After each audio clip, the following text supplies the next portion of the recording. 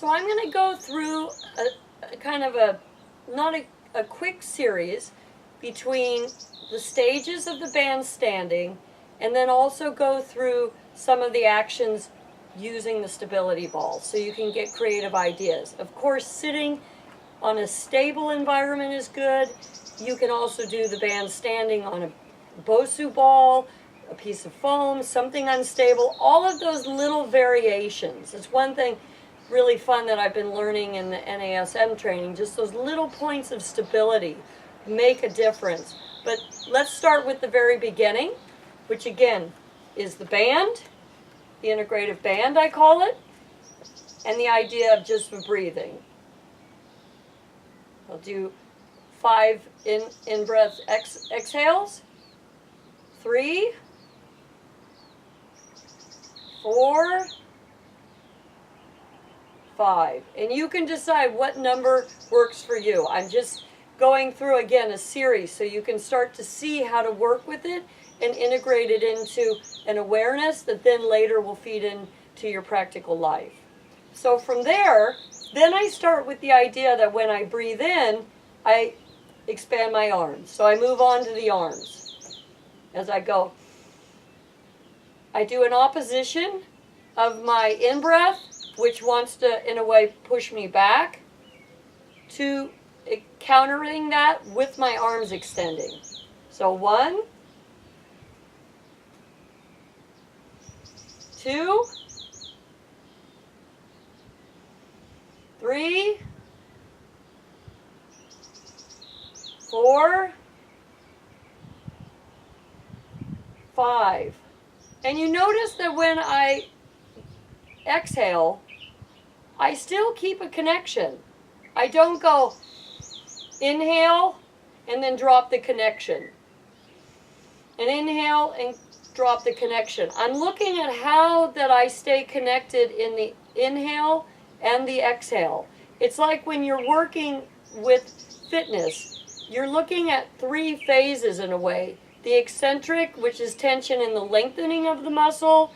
The isometric, the tension and holding everything in balance but still under tension. And the concentric phase, which is in a state of contraction. So in a way, breath has those 3 phases, so that even when you're still in your breath, there's still an engagement. And there's a preparation towards inhaling, and there's a preparation to exhaling. So I keep a connection to the band in that. And in this point, I do it through the arms. I can also add in doing alternating arms. So as I breathe in, I start to dynamically look at that, because I want to see if I have an awareness that both arms can move independently. So you can play with that. A big thing is when you're doing this, not to do it this way with the shoulders up. The idea is you do it from here, but you do it with the exercise with this relaxed and long. So you start to feel how to work with your core muscles that sit under the shoulder girdle and under the shoulder. And then as I add my arms, I don't want to do it this way. I want to feel that my shoulder blades stay down, flat, this stays long, and that the movement in a way is underneath. So it's another way that's really great in looking at posture, that I'm not doing things like this, or that I'm doing things like this in extreme, or with shoulders up, or noticing one shoulder more than another. All little details to adding the arms and thinking. So it's great to look in a mirror or something where there's a reflection, so you get feedback. Now, from breathing, arms, I go to legs. And so I can start with just legs, where I feel if I breathe in, the breathing in does create a motion in my body. And so what I do, I capitalize on that start, the in-breath, and then it starts to create either an action in my arms, or in this case, I'm going to use it to create an action in my legs. So the preparation for movement always is core. I'm saying that there's a breath that then activates the core, that then adds to movement. And so as an awareness exercise. So as I breathe in, I start to look at creating one leg or the other moving, which leads to marching, and to rhythm. But this idea that one leg, so as I breathe in, that one leg can be activated. And then as I breathe out, I reset onto my leg. And then I can alternate, or I can stay on one side and feel what that is. Or I can alternate, breathing in and then out. Breathing in and then exhaling. Breathing in and then exhaling. Breathing in and then exhaling. I can go on to add. I can go on to adding marching, breathing in with the marching effect, and breathe in rhythm to how I'm marching. I'm sure people could go on endlessly. You could add the leg going back. You could add the leg crossing. You could add the leg going out. Endless things. But the idea is that the inward breath creates movement in the legs. I can add in the arms. I can do alternate, whereas I breathe in, alternating legs and arms go together in a diagonal.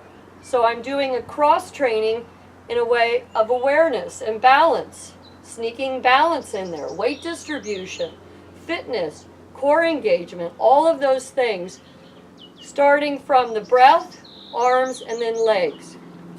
And a way to take this onto the ball is, the first step challenge. This ball's a little low, so I feel like I'm cheating a tiny bit, but this is where we are today. And so that might be something to keep in mind too, how inflated your ball is when you sit on it. But I start with just sitting. Can I sit? Then I take the band and I add breathing.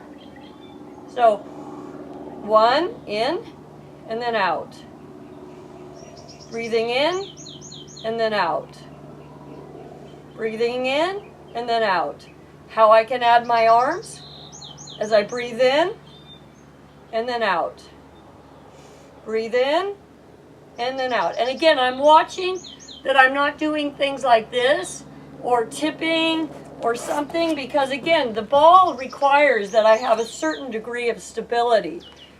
So then I can take that, keep my arms connected, breathing in and moving a leg, and breathing in and moving a leg, and breathing in and moving a leg. So it's like I'm alternating. I can do one side, or I can alternate like I did standing with the marching. And then I can also add in a diagonal pair. Can I stay sitting, aligned, and breathing in, and extending a diagonal pair of my arm and my leg. Breathing in. Now look, I had a different balance on that side. So what that told me was, it gave me feedback. I started to roll. I needed to be more connected on the left half of my core. So this is all the feedback again. Looking at the difference, noticing the difference of my stability, where I am balanced over my, what we call in riding, our seat bones, the base of our pelvis, where I am. Now I can also add in a rhythm. Can I bounce and do the exercise? Keeping a timing. That's it, adding another degree of complexity. Even doing simple things like this. And then repeating, just even the leg. And I can feel that I have to work to keep this balance and this stability. Plus, if things aren't stacked up, it's going to be a lot harder for me to move. Another one is to stay engaged and rotating. I can do rotational things. I can look in the direction that I'm rotating, or I can look in the opposite way. It's a different stretch, that the arms get extended. And I do a rotation in the movement. I can do it in the stability. Can I rotate? In, breathing in, and then exhaling. Breathing in, and then exhaling. So again, have fun with it. I can be on a stable point sitting. I can be on the ball. I can be standing. All those little things, but the idea is in the sequence to start working with this feedback. Now, obviously, this can go on to a whole fitness regime where you've got weights and you're doing different things here. you're doing like the cobra where you're on the ball either face down or you're face up. I mean, that's endless. And I do want to go on later and explore those aspects as well from the Selfseeds Fitness. But for right now, we're looking at the integrative band and practical exercises. You decide how many repetitions. Could be 3, could be 6, could be 12, 20. Those are things that you start to assimilate for your own awareness. Even a few minutes just doing, you get to a point, 1 or 2, helps you remind your body of what that is.